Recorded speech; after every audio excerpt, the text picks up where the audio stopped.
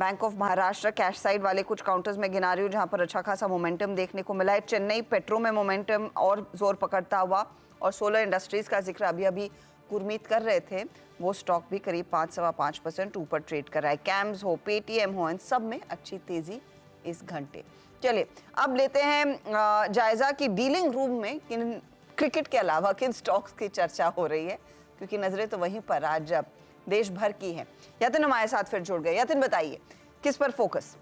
देखिए, सबसे पहले बात करें तो बिरला सॉफ्ट और मिड कैप आईटी डीलर्स को लगता है कि जो यूएस के डेटा पॉइंट्स आए हैं वो आईटी स्टॉक्स के लिए बहुत ही ज़्यादा खुशी की बात है और वो आईटी स्टॉक्स में तेजी कर रहे हैं। इनफैक्ट बिरला स्टॉक एक ऐसा स्टॉक है जहां डीलर्स को लगता है मोमेंटम कंटिन्यूड रहेगा। उनको लगता है 610 से लेकर 615 तक के लेवल्स आपको एफएनओ में देखने को मिलने चाहिए। ऑब्वियसली पिछले 15-20 मिनट में स्टॉक में एक छोटा स्पाइक आया है, लेकिन डीलर्स अभी भी होपफुल हैं कि स्टॉक में मोमेंटम बना रहेगा। यहाँ बीटीएसटी वो ट्रेड करवा रहे हैं और एफएनओ सेगमेंट में देखें तो नवंबर सीरीज में ओपन इंटरेस्ट में 3% का इजाफा स्टॉक फ्यूचर्स में देखने को मिला है, तो यहाँ तेजी के सौदे होते हुए दिखाई पड़ रहे हैं। और दूसरा इंटरेस्टिंग स्पेस जो डीलर्स को लग रहा है वो है ऑयल मार्केटिंग कंपनीज, जहाँ वो एचपीसीएल और बीपीसीएल में खरीदारी कर रहे हैं। बहुत सारे एचएनआई क्लाइंट्स ने भी एक्सपोजर यहाँ लिया है, ऐसा उनका कहना है।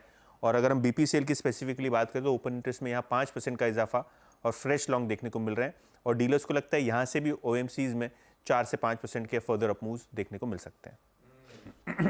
बिरला सॉफ्ट जब सब पिट रहा था आईटी, तो क्या अंडर परफॉर्मिंग स्टॉक था, सबसे ज़्यादा मेरे ख्याल से लार्ज कैप मिड कैप में पिटने वाला स्टॉक, और अभी इक्वली स्ट्रॉन्ग कमबैक करता हुआ वो 250-300 के रीजन से डबल हो गया लिटरली ये स्टॉक। इस तरह का स्ट्रॉन्ग एक्यूमुलेशन और बाइंग आज भी दिन के हाइस पर 5% के आसपास का उछाल। ये देखिए बिरला सॉफ्ट की तस्वीर जिसकी सबसे तगड़ी पिटाई हुई थी।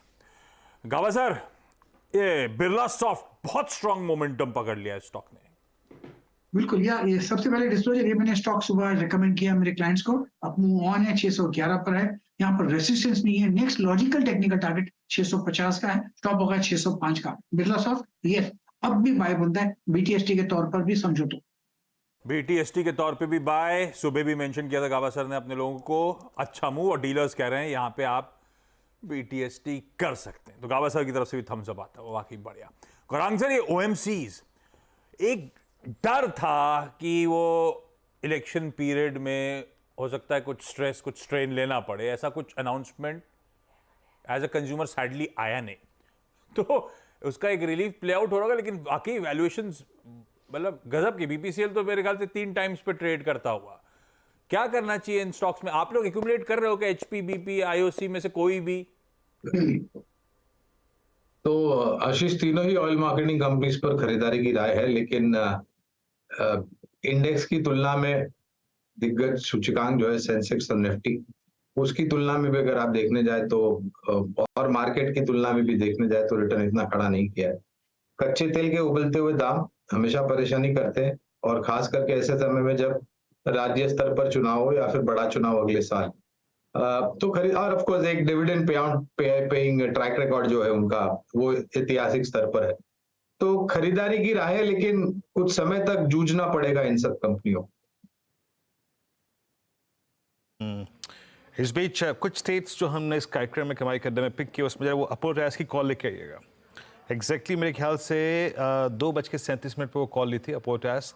नाउ डे हाई 798 का वो ऑप्शन अब करीब करीब 960 का हो चुका है, 960 होके आ चुका है। स्ट्रॉन्ग मोमेंटम है अपोलो टायर्स डे हाई पर आगे टेक। ओआई एग्जैक्टली वही रिफ्लेक्ट कर रहा था। एक ऐसी कॉल और स्क्रीन पे रखता हूँ, अब अपने विशेषज्ञों की राय लेंगे।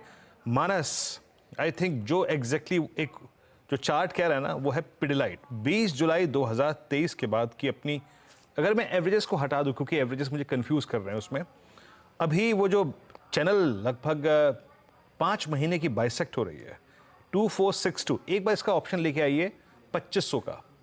इस पर आपका व्यू क्या है डॉक्टर साहब? स्क्रीन पर प्रीमियम रखिएगा 2500 की कॉल का।